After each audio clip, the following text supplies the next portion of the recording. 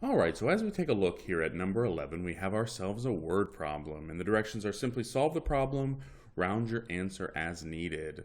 And it says here that a deep sea diving bell is being lowered at a constant rate. After 12 minutes, the bell is at a depth of 300 feet.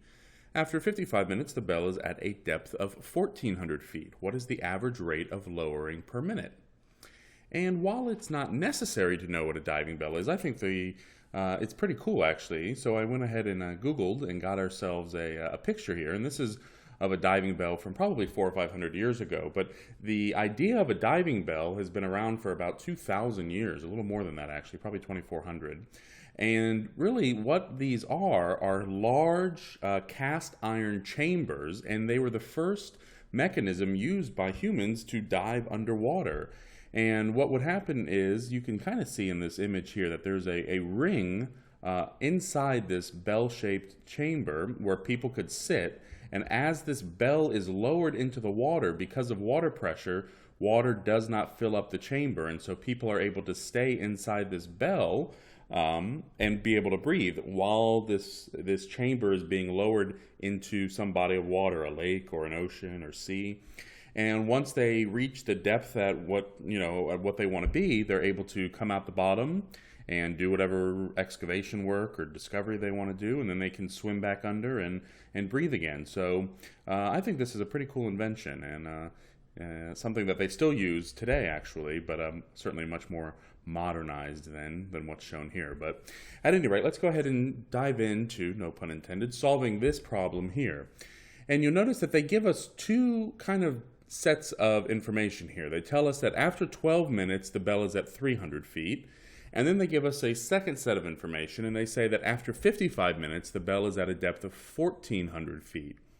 So since they give us this two pieces of information kind of coupled together, let's go ahead and write this information out as an ordered pair. So we're saying that after 12 minutes, the bell is at a depth of 300 feet. And then after 55 minutes, the bell is at a depth of 1,400 feet. All right, well, if we were to graph these points on a grid, on a rectangular coordinate system, what they're really asking us is for the slope of the line that these 2 points create. And that would tell us the average rate of lowering this particular diving bell.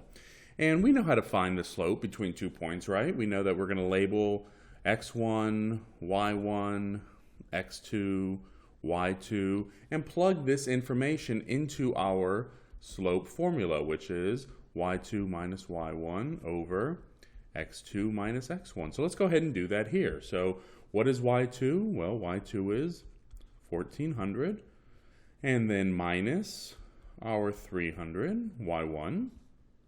And all of that is over x2 minus x1. So 55 minus 12. And now let's go ahead and solve and see what we get. So 1,400 minus 300, well, that gives us 1,100. And 55 minus 12 gives us 43. And go ahead and take out a calculator, and let's see if this can be reduced, or what decimal we get when we actually try to evaluate this here. Let's see. So we have 1,100, and then divided by 43. A little birthday reminder there.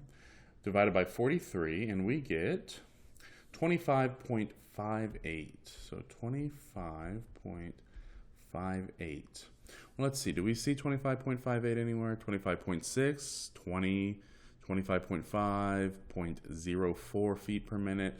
Well, I don't see this answer, but if we go back to our directions say round your answer as needed. And so if we take the answer that we took from the calculator and round this, we will get to A, or 25.6 feet per minute.